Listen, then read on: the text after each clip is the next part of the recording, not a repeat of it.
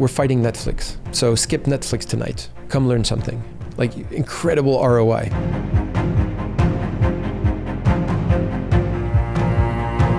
Our first 4 or 5 years were pretty successful. Fully bootstrapped company. We brought it to, I think it was 6 million in revenue, about 100 employees, and again, fully bootstrapped. So fully profitable business model.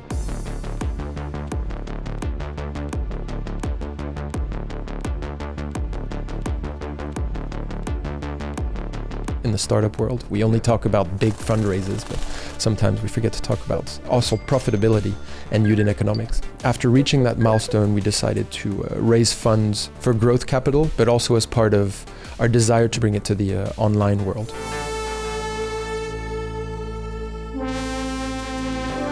From one day to the next, we have no business because we cannot meet in person anymore. In the content of what you're building, you basically need to have something that's really interesting regularly to keep people hooked and to keep people's attention. And there we saw the power of that beautiful culture, because I've never seen the team get together that tightly and just work in extraordinary conditions. You're not here to command and control your business. You're here to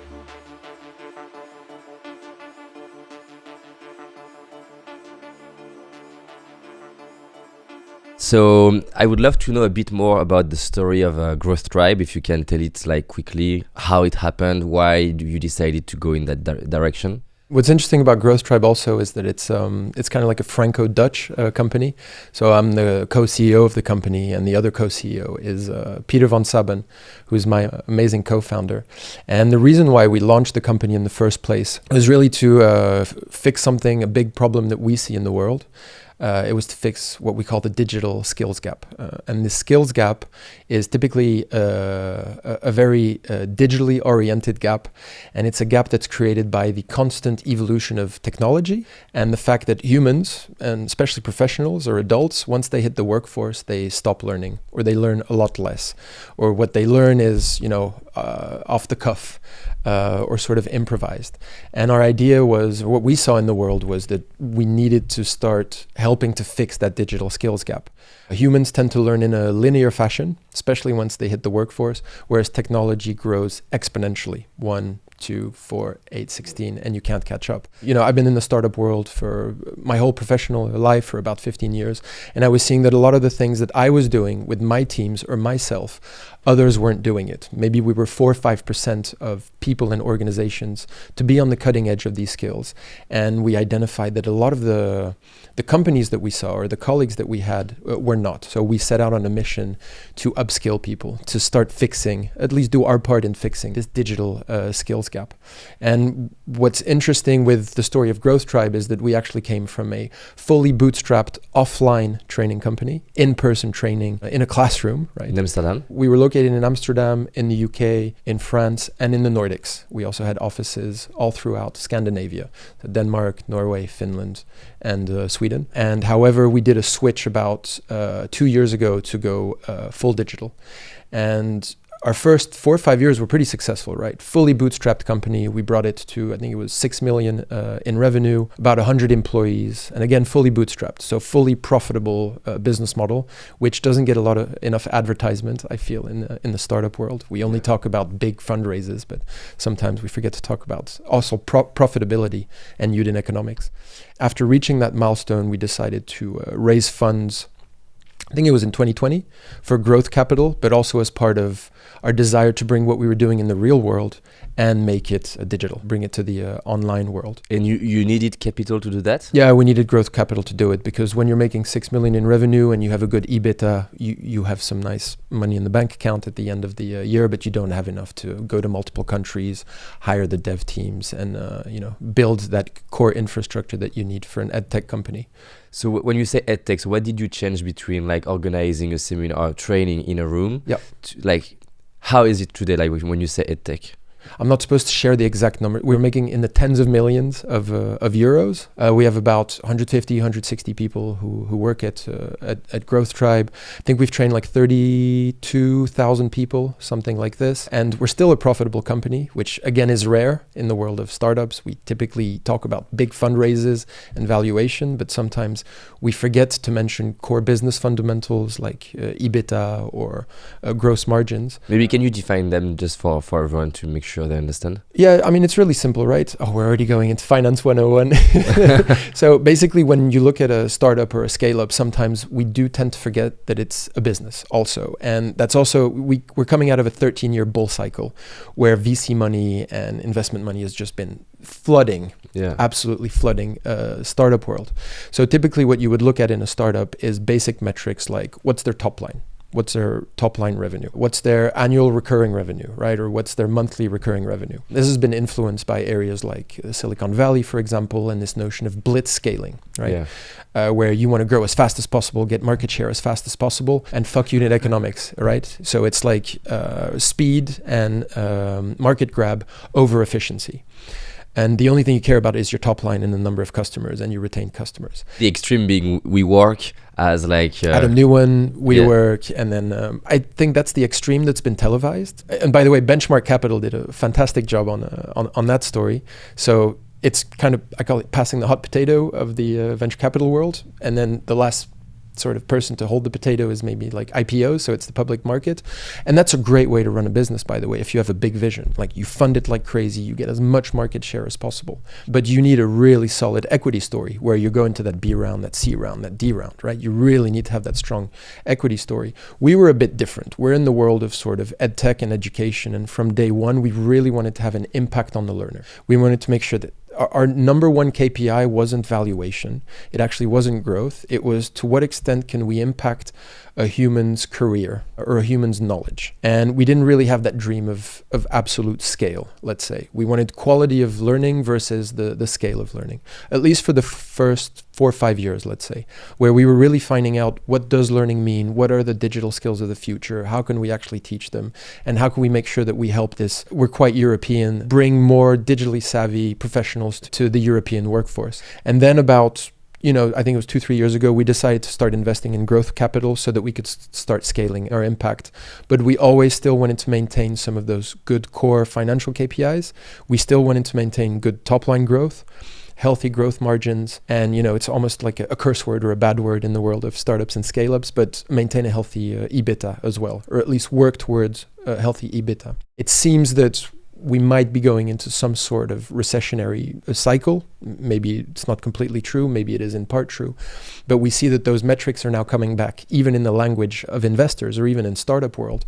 The startup world's finally starting to look at those unit economics. Again, valuations have tended to go down recently. I mean, crazy, for example, in fintech, you would look at a 25x multiplier. Wow. Now we're back down to like 5-6, at least according to one Andreessen Horowitz post that I read recently. So much more sort of realistic valuation multipliers. And we start to look at other metrics as well. Magically, these key financial terms are starting to come back. So sure, you've got your revenue, but you also have your gross margins, right? So it's revenue minus just the cost of goods sold, how much it costs to actually produce what you're selling. But then you start to look also at EBITDA, right? Which just means, well, you take your revenue minus your cost of goods sold, and then you remove everything else. So your marketing costs, your personnel costs, your IT costs, your infrastructure costs. It is the true profits that you are making. The true profits. And I'm not saying that startups should have a true profit. It really depends on your equity story and what your vision is, how big your impact is. If you're in deep tech, good luck, you're not going to have profit, right? You need to invest for 5 or 10 years. If you have this 10-year vision, 100-year vision, Jeff Bezos style, right? The 10,000-year clock that he created, for example. For some startups or businesses, it does actually make sense. Yeah. It does actually make sense. And even if you don't reach it, there's something called the burn multiple. And the burn multiple is a very interesting KPI. It's a KPI that asks, how much do you need to spend in order to make, let's say, 100 euros? So do you need to spend 200 euros to make 100 euros?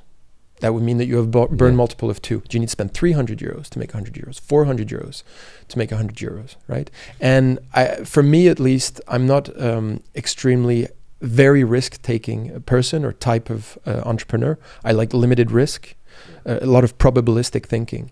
And I've always been more comfortable, we're a company that's like, we spend 700,000 per month, right? And you're 26, 27, 28, whatever the age, it doesn't matter. Just the fact of spending those amounts of money and that it's on your shoulders, and you're thinking, okay, but there needs to be some sort of sensical unit economic behind this. Now, this goes against a lot of startup rules. It really does, where you're supposed to think big, acquire customers, push at all costs, grow, destroy the competition, blitz scaling, zero-sum game, all of that stuff.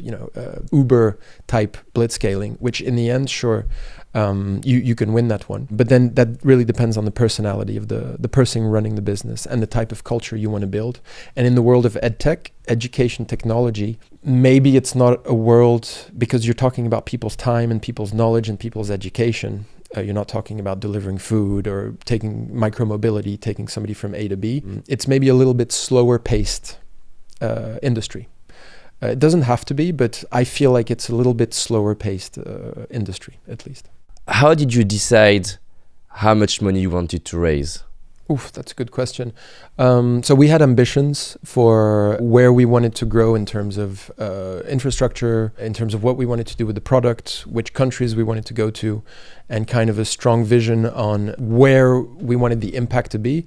And then we just reversed engineered on how much capital do we actually need based off of this. So it might seem like we spent hours and weeks building up what the growth capital we needed was, but it was a number that just sort of made sense. So actually the back of the envelope calculation we did, even after spending weeks on calculating how much we should actually raise, we actually ended up coming back to that number.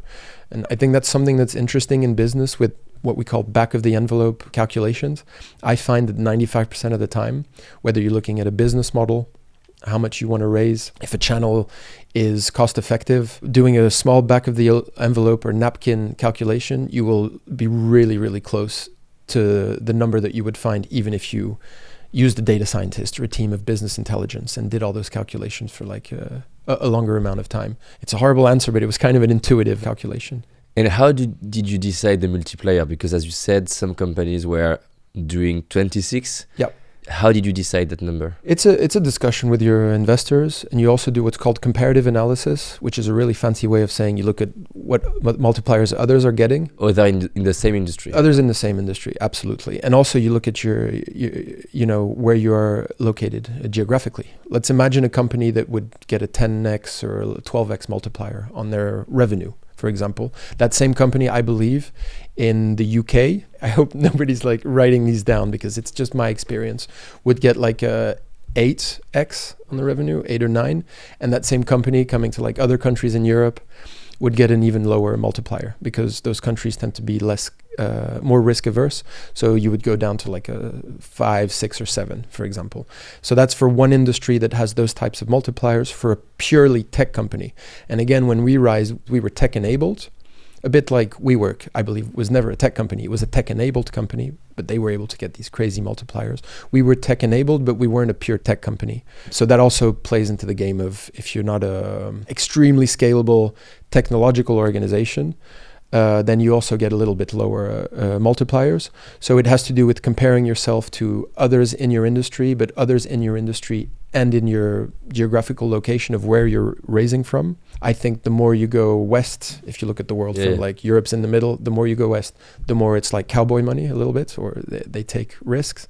You should also think that, Americans or Europeans who dared to cross a big, scary ocean, right? So they're already like more prone to taking risks there from like their heritage.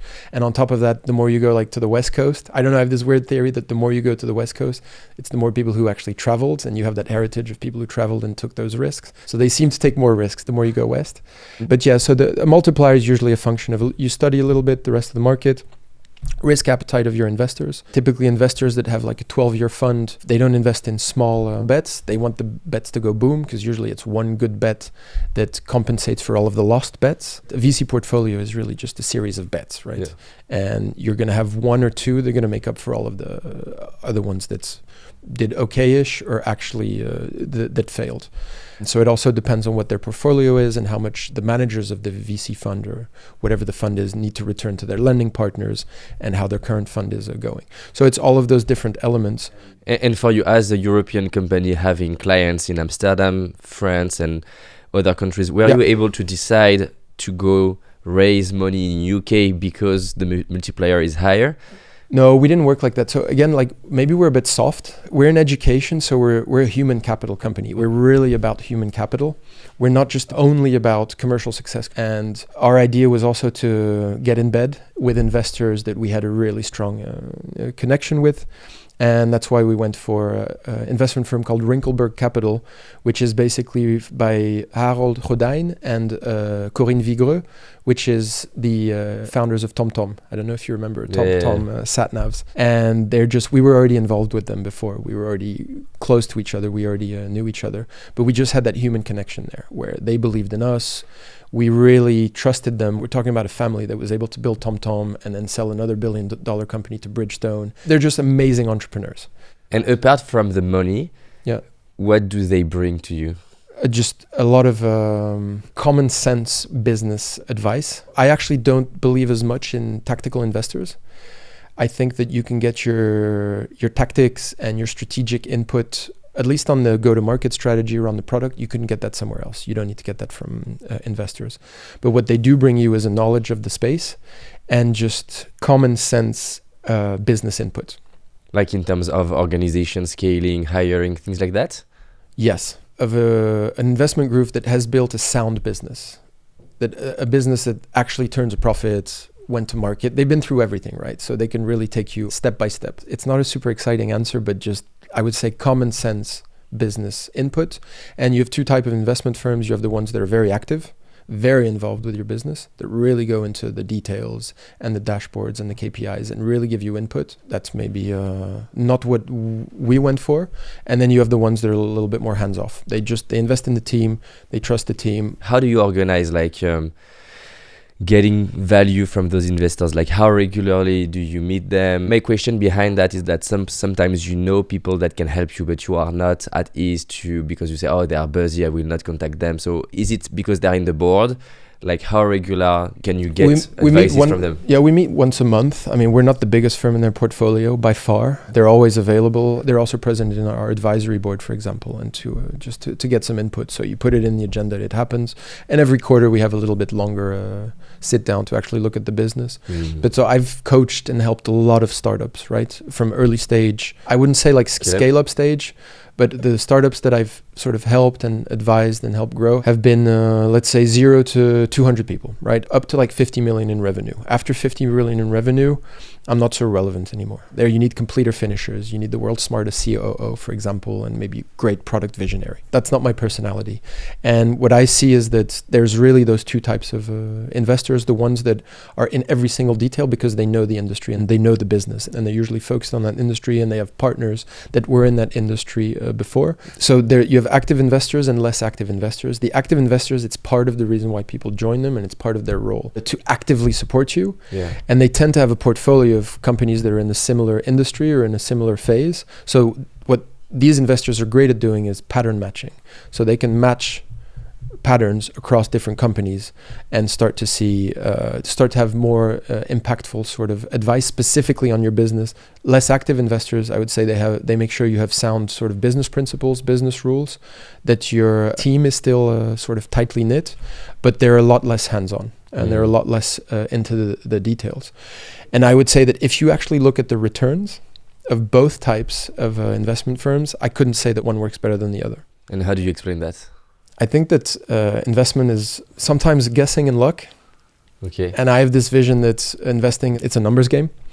So you need to place as many bets as possible, but you typically won't know which one will end up actually being successful. So it's really a numbers game. You try to place as many bets as possible. And yes, one or two companies in your portfolio end up bringing all of the returns of the ones that sort of didn't, that did a 1x or a 2x in valuation. Just have some fun looking at the typical portfolios of the most known VC firms on the planet, and you will see those graphs with average return, and it's very much a power curve. And it's not the 80-20 power law. Yeah. It's the 98-2 power law. So 2% of your portfolio companies are going to bring in 98% of the actual returns. To come back on EdTech, so you were saying that like you were more tech-enabled. Yeah. So now, what's your goal about EdTech? What do you want to build? Our ambition's a bit bigger than it used to be. We want to upskill human brains as much as possible on digital skills. That's what we're obsessed with. We are fighting complacency.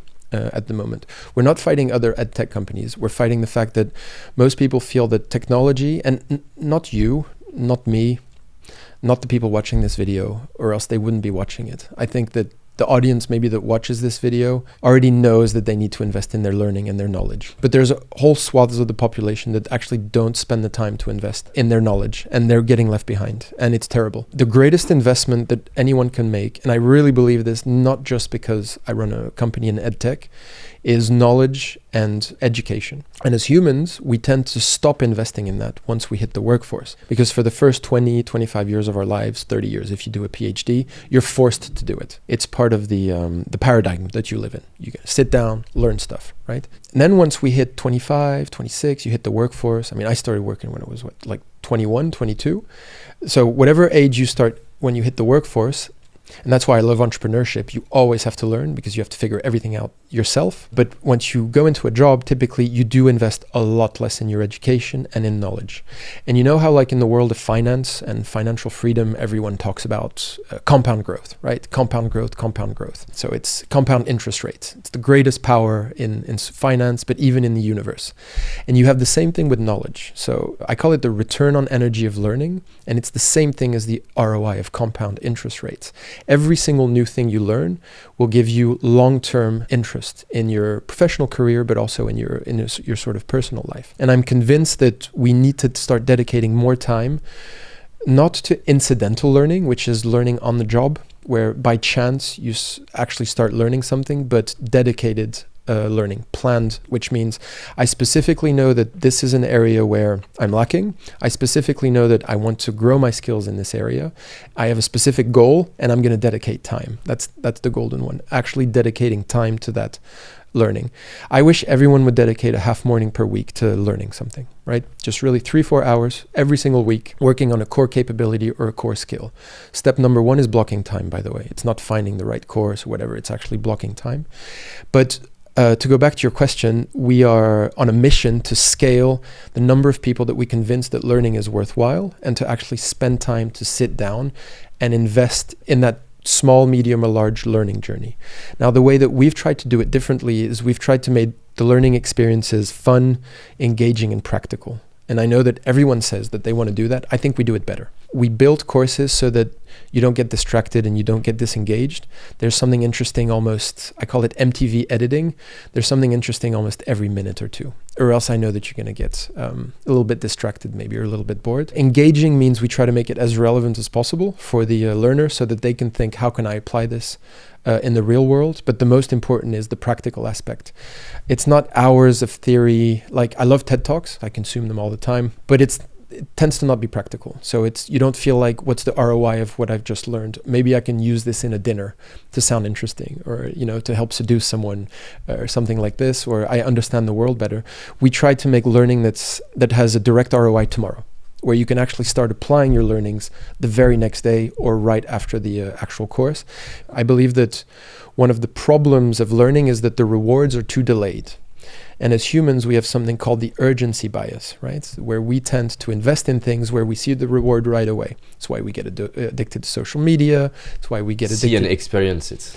100% to see and experience it. Also, it needs to be practical. So I like to use an analogy. I don't know if it's perfect, but with climate change, let's say, and the impact that we have on the climate. The thing is, if you're going to recycle some bottles of water, you're not going to see the impact of your action right away or the next day. You might not even see the impact of your action during your lifetime. It might be your kids who see it or later. So that delayed gratification pushes us to really short-term thinking. And I feel that it's the same thing with knowledge. A lot of the time, the way things are taught, people associated training and education with boring lectures. They're very theoretical, right? Or that compliance training that you did. And our idea was to make things as practical as possible so that you can actually start applying and that you can see the ROI tomorrow. And that's why our community is so grateful. and our alumni are so grateful is because everything we teach is extremely practical. You can actually start applying, and that's why people come back. They actually come back for that practicality. And in a perfect world, I would also try to make sure that how universities work as well, making the learning practical. Funnily enough, I think that what you learn in like your first years of education are extremely practical, numerical skills or vocabulary skills, because you can actually start applying that right away. Oh, I learned to count, I learned to multiply. I can use that in the shop, or I can use that online buying V-Bucks or something like that on a video game. Same thing with language. I can start using that with my parents or with my friends right away. But the practicality of it seems to fade away as we hit higher education. And then once you hit the workforce, you're like, the taste that you have of education is a bit more like, oh, let me get to the real world finally so I can start learning. Now, what's interesting with this education once you hit the workforce is that you start to build yourself up as a generalist, or as what we like to call a T-shaped player. And a T-shaped player is somebody that has their core competence, their core area of expertise. So that's the spike of the T, where they have a really deep knowledge. So imagine here I have depth of knowledge over here. Really deep knowledge on their core expertise. Finance, IT, communication, marketing, healthcare worker, whatever it is. But typically, what we tend to forget to focus on is this part of the T, the width of your knowledge. So sure, you're good in, let's use a simple example, maybe you're good in finance or you're good in marketing, but do you understand the rest of the world? Do you understand the world of product, the world of UX, the world of data-informed decision making, mental models? Do you understand the industry that you're in? And there's actually a layer even on top of that. Do you understand the world and history in general? And we tend to forget to invest in those, especially in the workplace. There's a beautiful book by David Epstein called Range. Yeah. It's called Generalists Thrive in a Specialized World. And he looks at, for example, Nobel laureates. Typically, Nobel laureates tend to have also secondary or a third interest that they're also really interested in. That they can mix. Yes, and it's sometimes in the arts or, it's having a holistic approach. There's an overwhelming majority of Nobel laureates, well-recognized scientists, also had side interests or side things that they were also interested in. Because the problem is, if you specialize too much, what's that saying is, when you have a hammer, everything's a nail, right? So it's like you see the world only through the lens of your speciality. And it's so interesting to do the exercise of actually interesting yourself in something that's not within your key core competence. So for example, when we take people who are in creative fields, UX, service design, communication, marketing, and we open their eyes to the world of data analytics or of machine learning, or just data analytics, just a bit of data. What happens is creativity starts to function in the brain because you're associating neural paths that didn't exist before. Because you've opened a box here in your brain, your box was concentrated here, you've opened a new box, new paths start to create. And that means that you have new solutions to your existing problems or questions, and you actually start asking new questions, but also finding more creative answers to existing questions. It is the most powerful superpower on the planet, I believe. Look, we live in a knowledge economy, right? So knowledge is power. Knowledge brings technological power, which is economic power, which is almost geopolitical power. But the base of all that is knowledge, 100% knowledge. The number one investment anyone can make is investing in that knowledge, yet we don't do it. Or we do it incidentally, like, I hope it'll happen. Yeah, I'll watch that video, but we don't set that clear time and those clear goals. That's what we're trying to do. And so how do you picture that in terms of technology? Like, what do you... I'm struggling to imagine, like, in terms of tech. Yeah. How do you use tech to contribute to that goal? Yeah, it actually doesn't need to be that complicated. So if you understand your customers well, I would say that 15% of the world population has a personality trait. I hope it's 15. I hope that's not a bullshit number, but I believe that's the number, has a personality trait called conscientiousness. There's this model called Ocean 5 in the world of personality: openness, conscientiousness, extroversion, agreeableness, neuroticism. British psychoanalysts or psychiatrists did is they took every adjective in the English language and they tried to sum it up into as little personality traits as possible, and they came up with this Ocean model, OCEAN. If you look at the personality trait conscientiousness, that's the capacity for long-term thinking and the capacity for self-control and discipline. Now, I believe that most human beings lack this one or are quite weak in this one. I myself, same thing. Long-term thinking, self-control. one of the reasons why I became an entrepreneur is because I get distracted really easily, and I like to jump from idea to idea, project to project, department to department. And this personality trait, conscientiousness, I believe that the way education is built at the moment is actually built by people who are extremely conscientious for people who are extremely conscientious. When I used to build curriculum, because I used to also build curriculum at Growth Tribe, I would almost build it for myself. And you don't need huge amounts of technology to do this. What you need is, in the content of what you're building, you basically need to have something that's really interesting regularly to keep people hooked and to keep people's attention. Now with technology, you can start to make that really interesting, because you can do that in the course of the content. You can do it with little notifications, a little tooltip, a little, hey, do you want to apply this in your business right now? A project, part of the community. You can actually use all of these little features thanks to this screen that you're on, where you can pop stuff up, similar to a video game. It's hard to be bored with a video game, right? You get shot at every 3 seconds. You have a new notification. It's telling you what your progress is. You can also bring that to the, thanks to the digital world, without having to do really complicated linear regressions to find out what you should actually be learning next, et cetera, et cetera. It's actually quite simple. There's just not a lot of educational organizations doing this right now. Typically what you see today is person on a screen that will lecture for anywhere between 5 to 30 minutes, exercise, and then person on a screen again. And I think that that's not built for, let's say, 85% of the population who just gets distracted very, very simply. And what kind of people do you need to hire in order to build that? Yeah, so we have what we call the hub, or the platform, which is your one-stop shop for the courses, for the community, for the different hooks, retention hooks.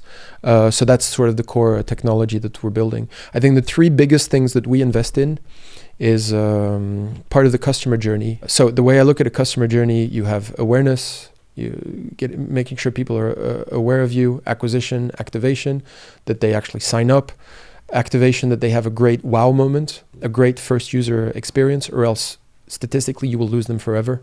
By the way, like if you're building a product, if you don't hook people in those first minutes, like they've paid with their attention, you've gained the right to get their attention. First 3-4 minutes, don't fuck it up. It's your first and only chance. And then you have retaining customers and users, making sure they have a great experience and that they keep coming back, whether that's yearly, monthly, or weekly or daily. Depends on your business model. And then you have virality, referrals, so word of mouth, making sure people actually invite other people to your platform, friends, colleagues, whatever it is. And then revenue. So we look at the business as a customer journey. We really always start with the customer. So we invest in that customer journey.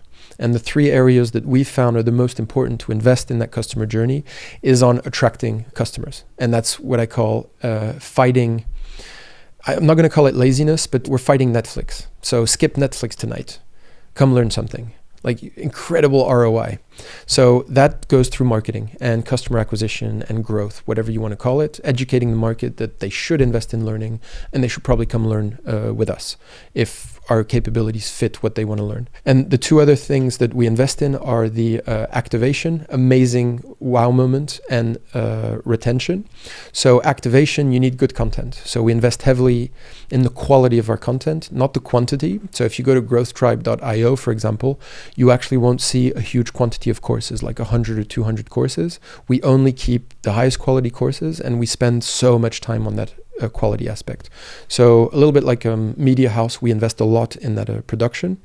And then the third part is the retention, and that goes through our platform investments, our technological investments of having this hub where you have a community, where you have your courses, and where you have all of those retention hooks that we build there. So getting people to stop watching Netflix, invest in learning, acquiring customers, making sure they have a great first user experience, activating them with fantastic content, and then retaining them through what we call our hub, the Growth Tribe hub. My favorite mental model, or one of my top 4 or 5 mental models on the planet, was coined by Nicolas Nassim Taleb, and through his book Anti-Fragile, and he talks about anti-fragility. It's really how I view the business world now, this view of anti-fragility. The world and businesses are what we call complex systems. There's no direct cause and effect. That's a complicated system. So that's like a car engine is a complicated system. If something's broken, it's usually one piece that's not working, right? That's broken. And I can call an expert to come in and to fix that one piece. That's a complicated system. An IKEA piece of furniture is a complicated system. You come in and you can build it, you can fix it. Now, human organisms art, the world of ideas, cities, businesses are complex systems. It's not the same thing as complicated. You have complex and complicated. Complex systems don't have a direct linear cause and effect. It's like the weather, right? Difficult to predict, difficult to explain, difficult to fix. Businesses are exactly the same thing. There's not a linear cause and effect. It's a large number of variables that actually impact. What's important there is that you can't control them. So whereas before we used to build factories, and that was a complicated system, cause and effect, so you could actually command and control. You can't command and control businesses anymore. There's too many variables. So the approach to running a business should actually be seeing it as a complex system, number one.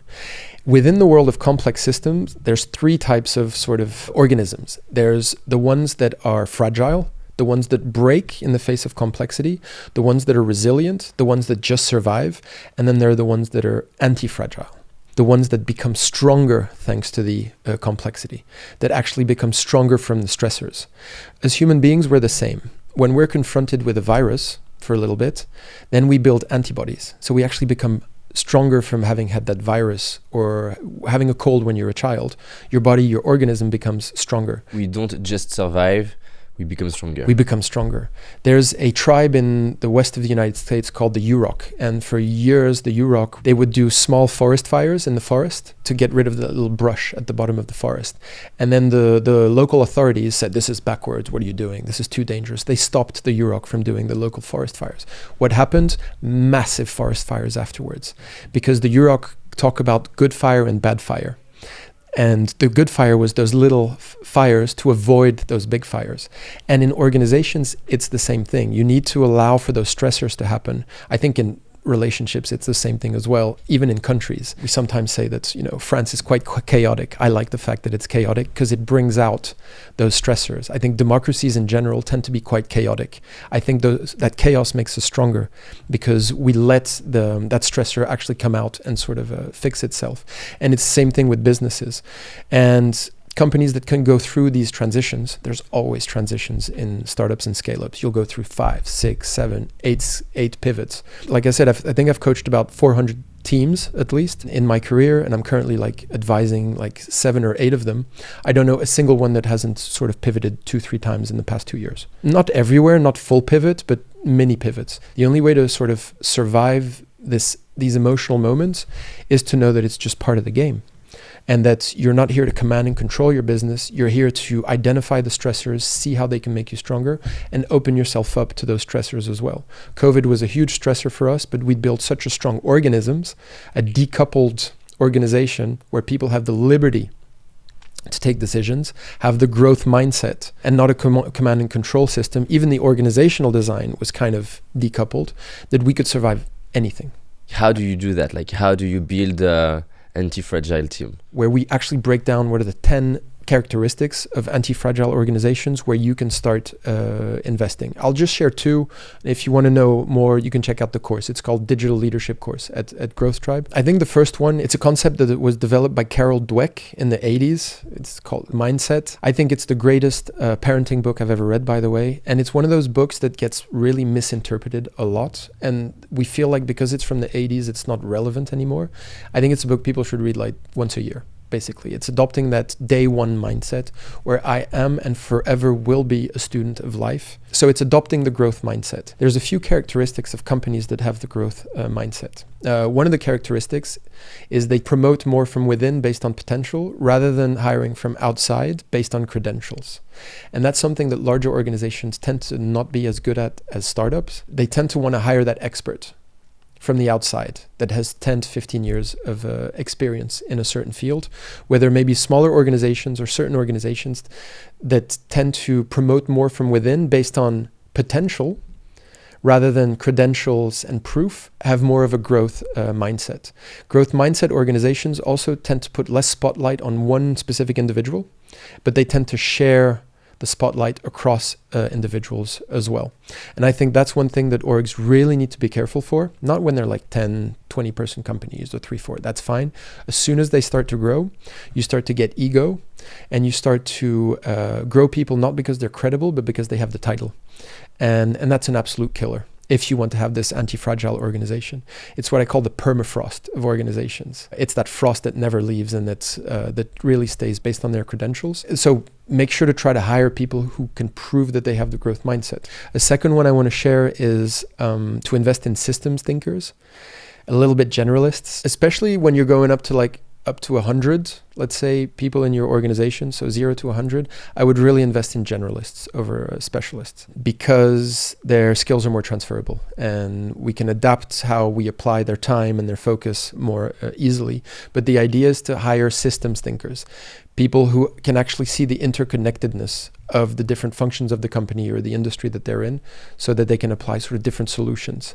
How do you catch that in the interview process? You can ask specific questions that help you to identify systems thinkers. I can't think of them off the top of my head, but also seeing what people are interested in. Like, tell me a little bit like what you do on the side or what you're interested in. I can't come up with them off the top of my head. But what could be like a no-go, like to see that person will struggle in terms of system I don't know thinking? if it's really the person, because I think it's more the overall approach to hiring and to culture and what cultural values you have. So we have a value at Growth Tribe that's called, for example, always be learning, always be teaching. And we continuously invest and make sure that everyone at Growth Tribe is continuously learning. So for example, we have 1,500 euros that people can spend on anything they want for their learnings. We have time that's somewhat dedicated to learning something new. We have clear development paths for people to make sure that they're continuously learning. We have development updates every 6 months to see where you want to go with your career, which capabilities should you tap into.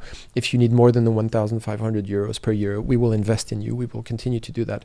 So it really has to do with the type of learning culture that you build. One of the least represented departments in most organizations is learning and development. Good luck finding a learning and development on the board of a company. So it's about how you build your organization as well and where you invest. We're in the era, what Heather McGowan calls the era of human capital, where your employees, people who work for you, are no longer just a cost or an expense. So I'm going to say that again, because from the world of shareholder capital that we came from, humans were just an expense, right? They were on your P&L, they're an expense to be able to produce something. We've entered the era of human capital, where actually the humans that work for you, they're an asset to be invested in. So you need to invest in their learning and in their development. So having things like those values is just part of how you direct an interview call, for example, or how you build your company values already starts to have an impact on the people that you're actually bringing in. Because naturally you will start to hire people who have the growth mindset. You will start to hire people who seem to be systems thinkers, because the two are directly correlated. And I do think it's an issue, again, of short-termism versus long-termism. I hate the term employee, because employee means to employ, to use, right? No, I mean, the employee's using you as a company as much as you're using them.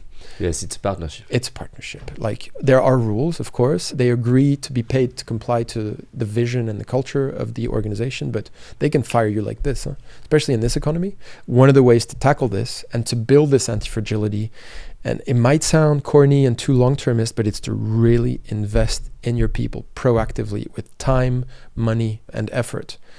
And most organizations do not do this.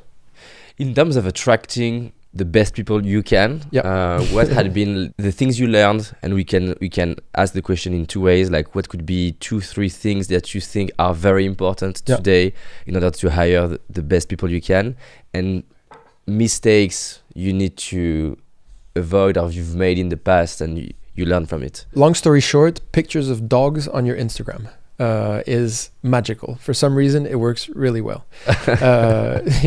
People keep bringing it up. Like, we have tons of dogs on our Instagram, and it's like, oh, this is clearly a cool place to be and to work. It works with cats, I imagine. We actually don't have a single picture of a cat on our, because I don't think people bring their cats to the office. Oh, yes. And now we're much more remote, so we do a lot less pictures of the cats. I need to look into it. I will test that for you. First of all, for us, it's a bit easier, I would argue, because we're in a very purpose-driven industry. Education, learning, knowledge. A lot of people just want to work there because there's a purpose. I don't think it's the best people, but it's the right people. And really knowing what your company values are. So I'll give you 2 examples. When we started Growth Tribe, first we found problem solution fit, right? Having the right product for the right pain, solving the right pain with the right product for a big enough market. After that, we were like, so that was like first month, let's say, what we believed it was an assumption. Then we sat down and we wrote our values on a whiteboard. It's kind of the same values today as it was 6 or 7 years ago. Now, doesn't mean you have to have the right values, but you need to actually do that work to know who you are as a company, because this allows you in the hiring process or in the culture that you build to already know who's the best person for you. Now, if you're a company that's blitzscaling, that's all about growth, extremely commercial, you don't really care about values like be humble, have empathy, help out. No, screw that. You're going for it. You have values more about accountability, commercial growth, a lot less on the human side, right? If you're more of a company that's about growing sort of steadily, building a good culture that will last through time, because that's your equity story, or you don't want to exit in the next 5-6 years. You want to build something substantial. Maybe you will have more values around human values, let's say, around empathy, around learning, etc. So it's really about sitting down, and for early stage founders, it's really sitting down and find out what are our values. And usually those values are a reflection of your personality as a founder. A company's just, how can I spread my personality as much as possible? I think also founders at some point are sometimes not a fit anymore for the company that they've built, and that requires the growth mindset again, really self-reflecting. I'm probably not the right director for this organization anymore. I should take a side position. I need to bring in somebody that has that skill set, and there the values sometimes change as well. The first tip is to really be clear on your values as a human, as a founder, but also on what values of the company that you want to build. The second one in hiring is the 3 fits, I would say. It's the person supervisor fit. So there's 3 reasons why people leave companies. It's usually down to the manager, the job function, or the overall purpose of the company. So make sure that people are aligned with the purpose of the organization, that they're aligned with the manager, and that they're aligned with the function. And for that one, really simple, use challenges in the recruitment process. Even a simple challenge, right? To prove the output. You mean like a business case? Yeah, like a business case for a small challenge. For every role you do that? So we try to do it for every single role. And, I think a lot of people are just like, you're not worth me doing the challenge. I'm not going to spend time and effort on the challenge. Good, but that's good. That means that you didn't buy into our purpose enough already. And if you don't want to make the time and the investment, let's not do that. And the other 50%, they do it. And then you get the soft side, understand who they are, et cetera, et cetera. But at the same time, you understand what their output is. And usually the challenge should be, I always say, what's the first thing you're going to ask this person to help contribute? Just do a challenge around what the first thing that they should contribute on is. There's Matt Mullenweg from Automatic. Also interesting what he does is, but they only work with developers and it's in the States. So it's a lot harder than it would be, for example, in Europe. Is they actually pay people to do like a little gig before they hire them. I think it's like $50 an hour, $25 an hour, something like this. And they make them do a little side project. And if the quality of the code's good enough, okay, you come on board. So they actually de-risk people before they come. What we have is we have trial periods. Yeah. So everybody has a trial period of a month, and then you see if it works or not. We hate to, most of the time, for us, I think it's like in the 99%, they make it through the trial period no problem, because we had that little challenge before. And then I would say that the number one mistake that I see happening doesn't happen during the hiring process. It happens during the onboarding. Okay. So we treat onboarding like we would treat onboarding a customer. It gets that much importance. Our onboarding process is reverse engineered on what you could call time to productivity. So I want somebody to be able to be productive, feel purposeful within 3 weeks, and actually contribute to the rest of the organization within 3 weeks maximum. And how do you achieve that? You build an onboarding process that has a mix of their core function, meeting people, key people inside the organization. We just really spend time on optimizing it. So it's not just like, hey, you'll have 5 or 6 meetings with key people. It's really, you'll have these meetings for this reason. We'll make you meet people who wouldn't have an interaction with. These are clearly the KPIs that you're going to be working on. We'll get you up to date on the tools that we're using, on the business rules, on the business intelligence. We get you on board with everything. And how do you organize that? Do you use things HR, like It's I mean, HR department that does this. But in terms of tools, do you put that in Notion, in Asana? Yeah, it's just some project management tools. I think I don't even know what we use nowadays. We have a lot of HR tools. We use like Peakon and Bamboo and Asana for the project management and Confluence. The tools actually don't matter as much. I would say the tools do matter to make sure everyone's happy in the company. So we actually measure engagement score in our organization for everyone in the organization. I think it's 3 months to see, are they still engaged? Are they still happy with their role? Is something going wrong? And we do that through a really nice tool called Peakon that basically sends a questionnaire to everybody in the org every 3 months. And then we get the data on which departments are going less well, why they're going less well. This is then fed to HR. It's really a data-informed approach to people happiness and to employee happiness. And yes, employee, I don't like it. We need to find another word. Somebody came up with prosperity partner one day, which is disgusting, but it's a data-driven approach to making sure that your culture is okay, and there's fantastic tools out there. But props to our human resource department, and they do an amazing jobs with this. So I would say the mistake typically doesn't happen with the actual hiring. Actually, there is one mistake. Let's say it's a mental model. It's thinking that you deserve to get people's time and being a little bit cocky about that just because of the function. I think people don't go for simply functions anymore.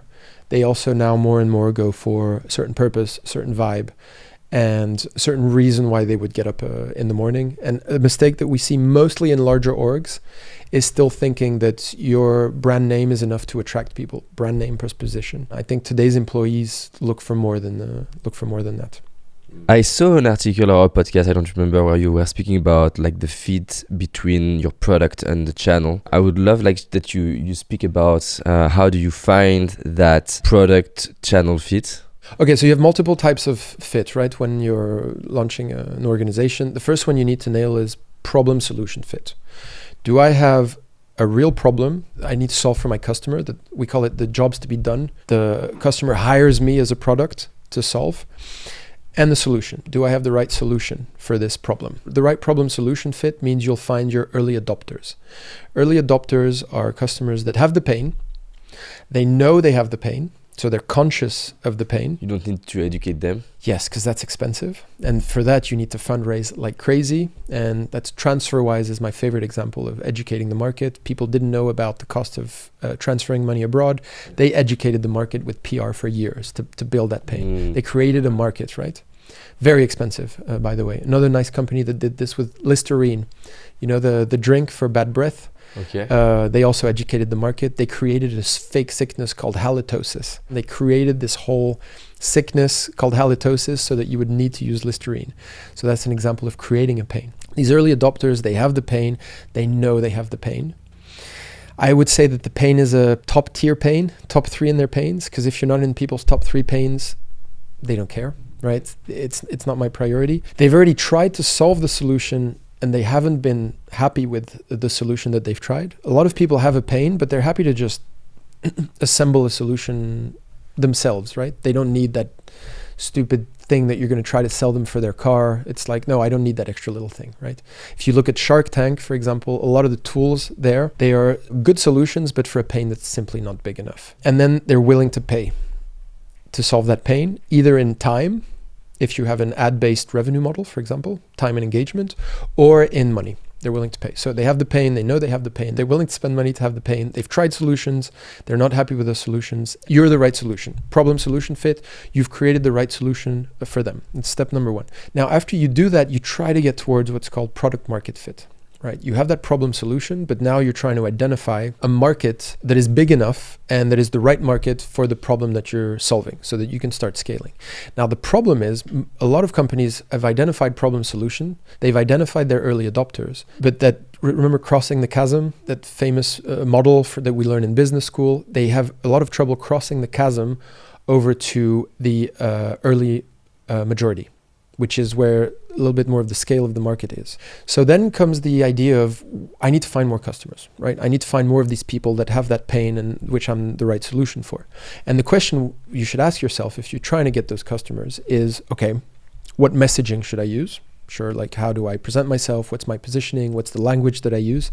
But also which channel should I find them on?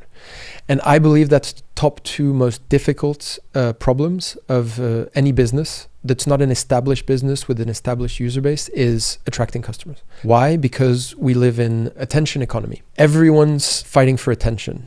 You and I, we're not at all in the same business, but we're actually competitors in the attention economy. You're also, another of your competitors is TV or, well, of course, YouTube, but it's also sleep. Anything that people are triggered by on a daily basis. Humans are triggered 20 to 150,000 times per day by external triggers trying to grab their attention. That's why it's so difficult to acquire customers. Now, back to your question, sorry. Product channel fit, when you're looking at which channels to go after, you can already remove about half of the channels that exist. So there's a lot of channels out there, right? Really a lot. If you want to find out all of the great channels out there, there's a book by Justin Mares, I think it is, called Traction. And he lists 19 or 20 of the key traction channels. And it's basically, you have paid search, free search, events, webinars, PR, stunt PR, sales, content marketing, forgetting another sort of 10 or 15 of those. So product channel fit is basically the idea that your product, at least in the early days, let's say forever, is not relevant on some of those channels for two reasons. Number one, your audience is not in the right mindset on that channel. So for example, GoPro, if GoPro is trying to sell through YouTube, perfect product channel fit. It's video, YouTube's also video, GoPro selling a video. It seems like perfect. GoPro selling in like maybe 10 other channels wouldn't be a fit. Events, B2B, conferences, LinkedIn, etc. There's less channel fit there. Same thing with a B2B company. You see a lot of B2B organizations that are trying to go social, right? Like fintech software or legal tech, legal software, and they're trying to get you through Instagram, or they're trying to get you through TikTok, or they're trying to get B2C customers through content. There's two reasons why that doesn't work. It doesn't work, one, because the customer's not in the right frame of mind. So you get that extra eyeball that helps you in the long term, but you're paying a lot for it. The second reason is it's going to be too expensive on that channel.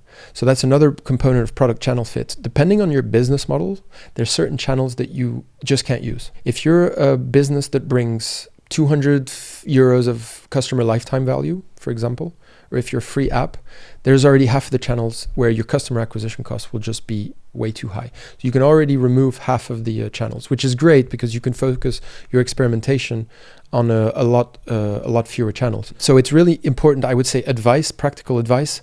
Identify what your customer lifetime value is. You can do a back of the envelope calculation, CLTV, how much actual revenue you can generate from one customer over their lifetime, over 2 years. Based off of that, you divide that by 3. And I'm not even doing profit. I'm just talking about revenue. Normally, you should do this with profits. You divide that by 3. That's your maximum customer acquisition cost for the long term. Now, if you're experimenting, you can double that number. You can triple that number. You don't care because you're not looking for sound unit economics. If you want to build a sustainable business model, your customer acquisition cost should be at maximum, let's say, rule of thumb, 1/3 of your customer lifetime value. Based off of that customer acquisition cost, you can already remove, I would say, half of the actual channels. Can you give an example in your case, which channels did you remove in the case of Growth Tribe? Yeah, so if we look at our B2C business, our customer lifetime value, it's 1,200 euros, which actually gives us much bigger, what we call CAC bandwidth. CAC bandwidth is how much you can actually spend to acquire customers. We can spend up to, let's say, $400 to acquire customers, 400 euros. Actually, it's less because for CLTV, you should be looking a little bit lower on your P&L. But okay, let's say we can spend 400 euros. Now, in terms of product channel fit, LinkedIn should be a perfect channel for us. It should be an ideal channel because we're all about business skills, digital skills. When you're on LinkedIn, you're thinking about your career. You're thinking, you're comparing yourself with others. You're thinking about, you want to add those certifications to your LinkedIn profile. You want to make yourself more attractive. So it's the perfect product channel fit. You can do a ranking, product channel fit, and you rank it from 1 to 10. However, on the CAC, average revenue per user, or the CAC CLTV, it's actually a terrible fit. It's almost a 2 out of 10 because LinkedIn, for a click, you're paying $4. What we found is actually the minimum CLTV, and it's what I recommend always to the B2B startups that I help, the minimum CLTV, customer lifetime value for a LinkedIn campaign, paid LinkedIn I'm talking, because we were very successful on organic LinkedIn, very successful, because LinkedIn's algorithm is very naive. It's very easy to game it. We have somebody in our French team, by the way, who's like world expert on the LinkedIn algorithm. It's on our YouTube channel. Then we tried to scale that with paid LinkedIn. Now I see that the minimum amount you should do in CLTV for paid LinkedIn seems to be in the 10,000 to 15,000.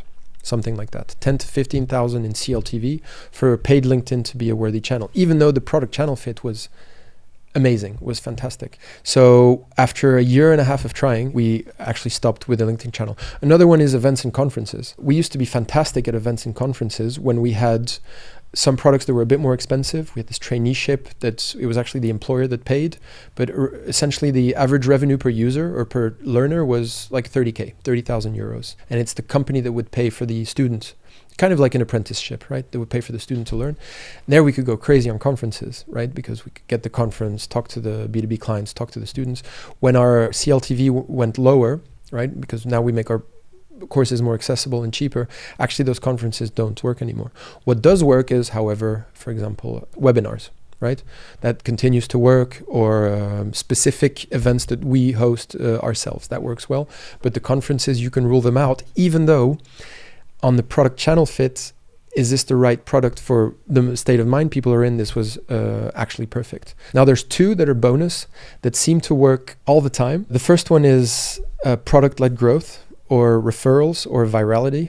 That's the one you want to nail. That's the world's best channel. So even to this date, so when we were from 2015 to 2020, before we raised and when we were more of a physical organization, 60% of our customers came from word of mouth.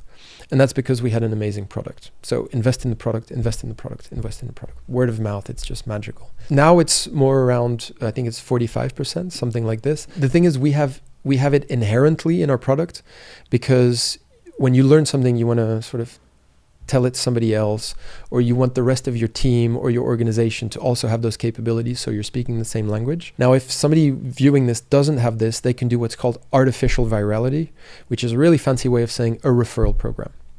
Setting up an actual referral program. So that one, you usually have low customer acquisition cost there. By the way, 95% of referral programs fail. Yes. It's the hardest one to nail. The other one is SEO. It's still the case. Search.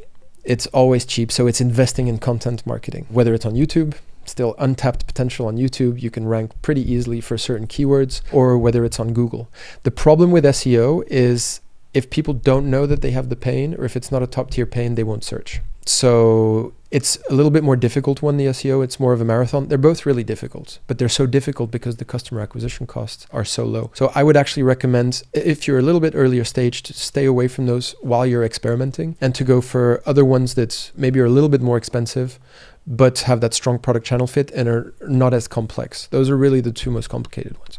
And usually the easy ones are paid social, anything that's sort of organically created, that's just sort of makes sense. For the referrals, what's the hacks that we can apply to make it work? So I used to think there were hacks. I think there are none. You need to experiment it with a year until you figure out what works. Again, it's annoying to keep saying this, was really understanding your customer. But do you have like mental models that we could apply at least to think about it? No, I actually don't have any hacks on the referrals. I used to think I did, but then we tried I tried to apply them to some of the companies outside of Growth Tribe that I was sort of helping out, and nothing was ever transferable. So every case is completely different. So it's not really a hack. It's more like make sure you have an amazing product that people actually want to talk about, and then really try to find out why people would actually want to share. And when you're doing this why questions, you should use the 5 whys technique. You're actually diving deeper. There's a fantastic book called The Mom's Test by Fitzpatrick, by the way. And you ask why 5 times on why do you use our tool? Why did you recommend it? Okay, and they will say, I recommended it so that XYZ, and say, okay, but why XYZ, and then why again? And usually you go to number 3, the third why, and you have the real answers. I think everyone tries to do virality and referral campaigns, and again, 95% of the time it fails, so it's maybe just perseverance and making it a central part of your business.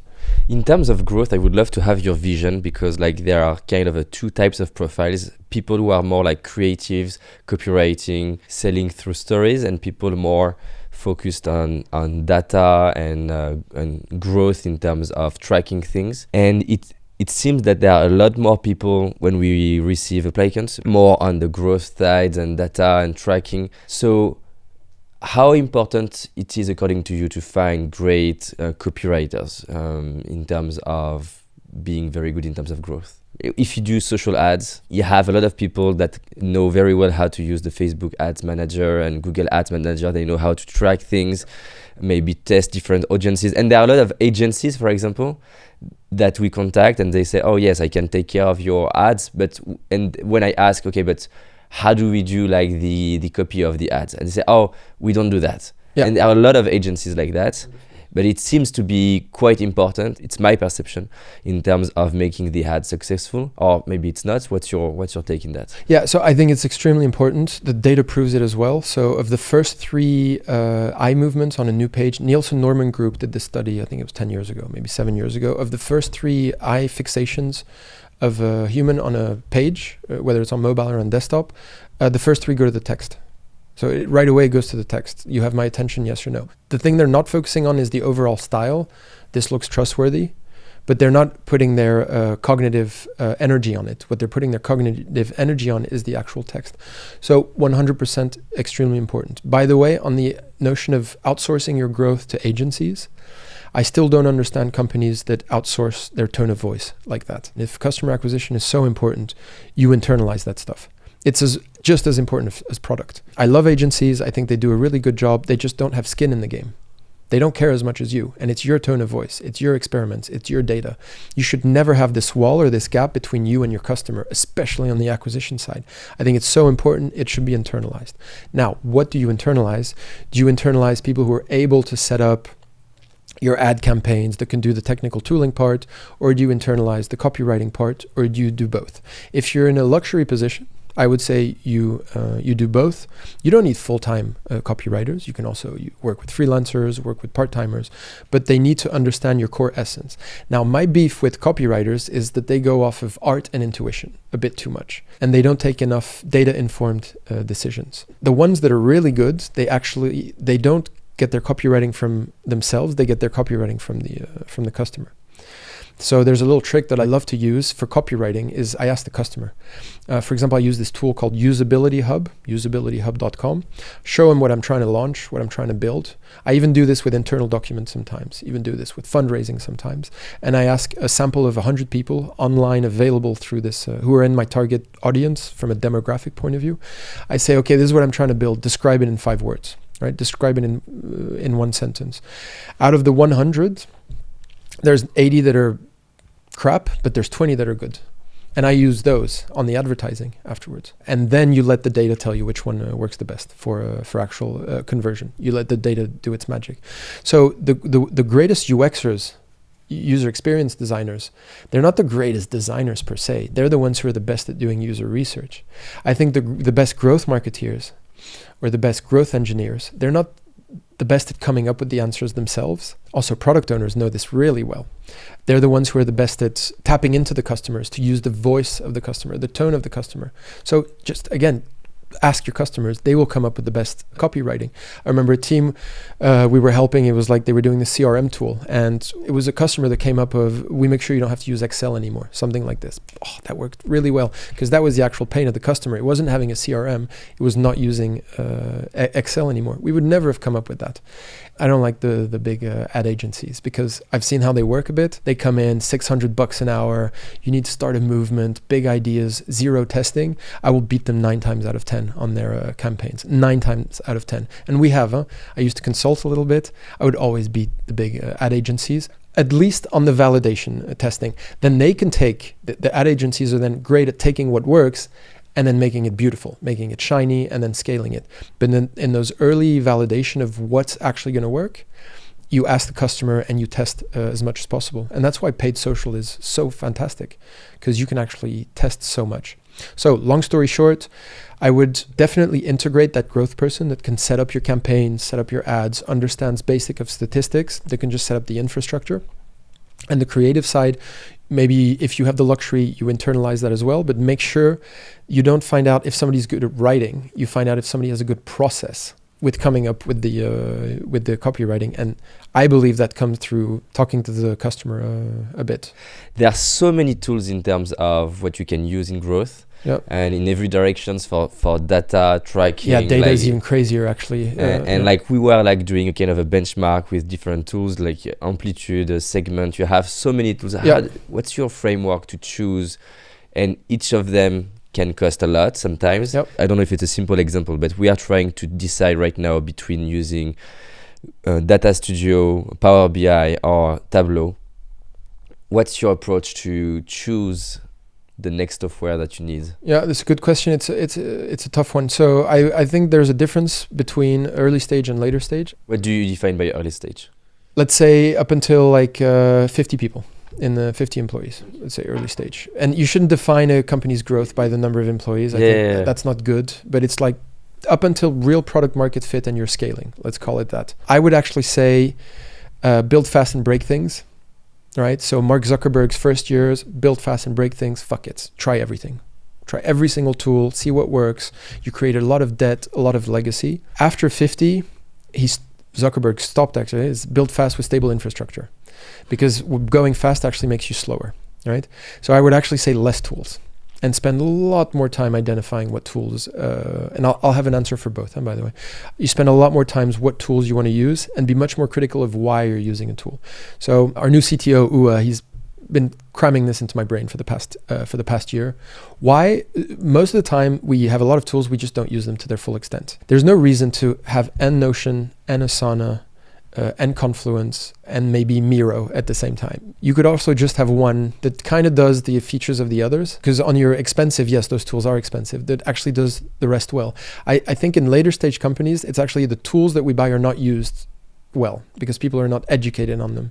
How many companies have I seen using Salesforce but they're not using it effectively, or Power BI but they're not even scratching the surface of Power BI, or Amplitude or Mixpanel or Adjust.io but they're not even scratching the surface of that tool.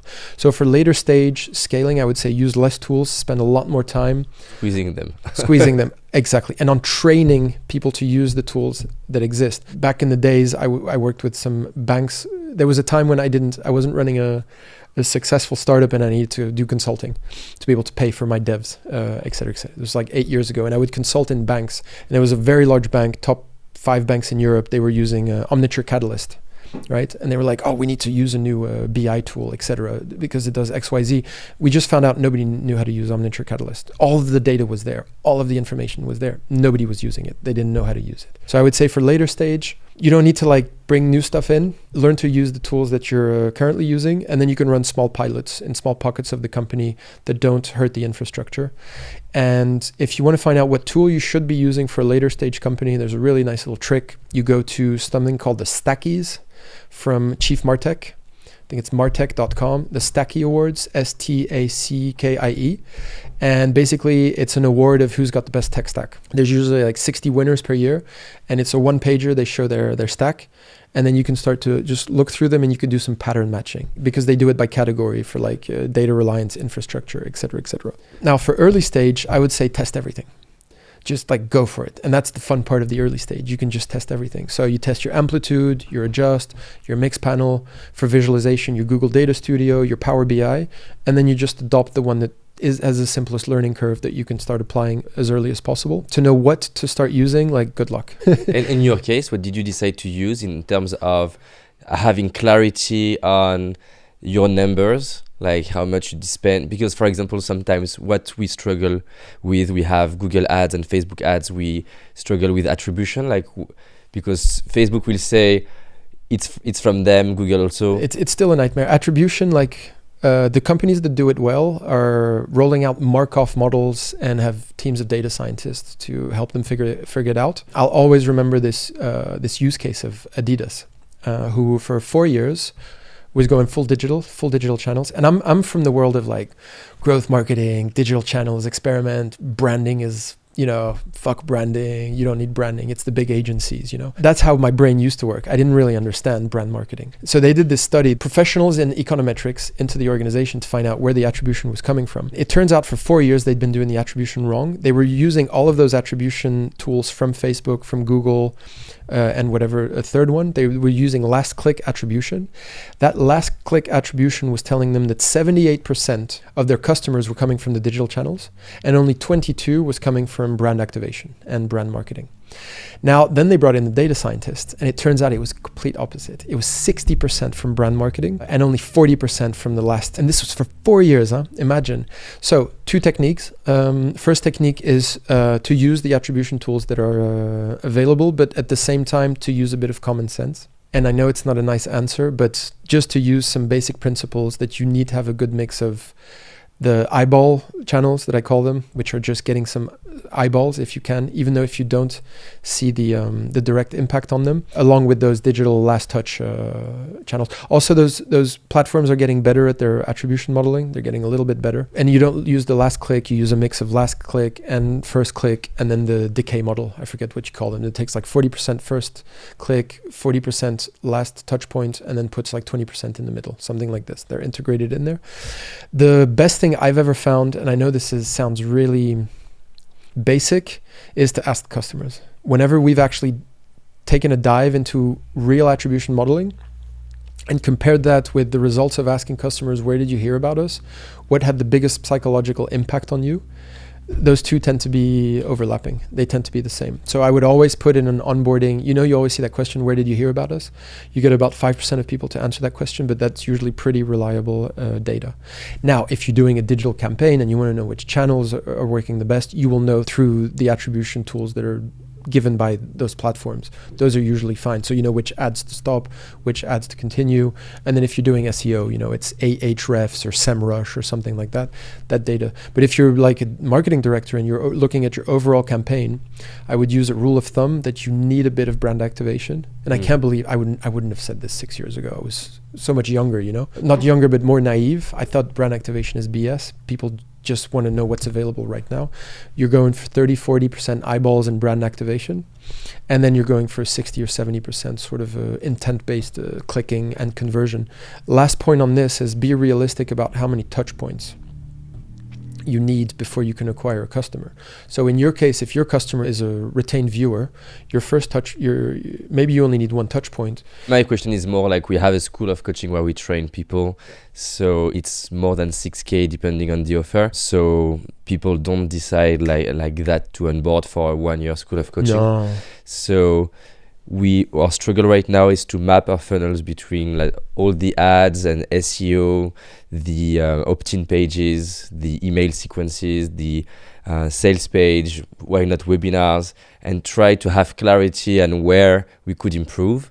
And that's where we maybe struggle right now, is to make sure like we improve at the right place. Yeah. So long story short, UTM tracking and whatever analytics tool you're using, you'll get 50% of the story.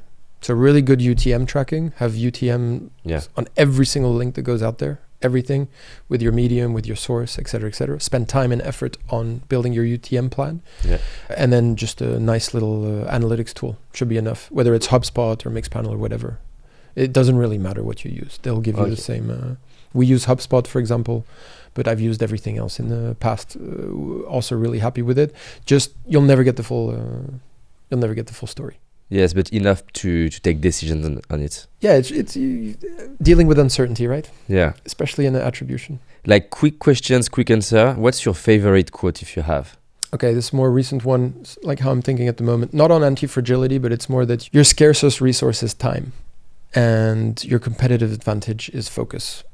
Identifying where to focus. There's a really nice mental model. It's called the power law, the 80-20 rule. It turns out the power law is actually a fractal law. Now, fractal means there's an 80-20 inside the 80-20. So fractals, like if you zoom in, it's the same thing. There's an 80-20 in the 80-20. So 96, 4.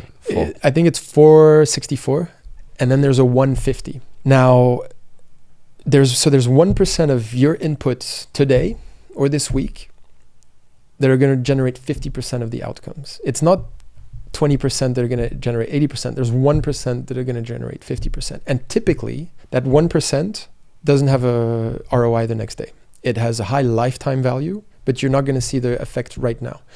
The easy, comfortable stuff is, I'm going to answer emails. I'm going to go on Slack. I'm going to look at a dashboard. I'm going to try to get a new client. That's the easy stuff. Yes, you know how to do it. It's in some way comfortable. Yes, and you see the ROI right away. The harder stuff is what we call high lifetime value. It's like, I'm going to re-strategize, I'm going to go on a creative brainstorm, etc.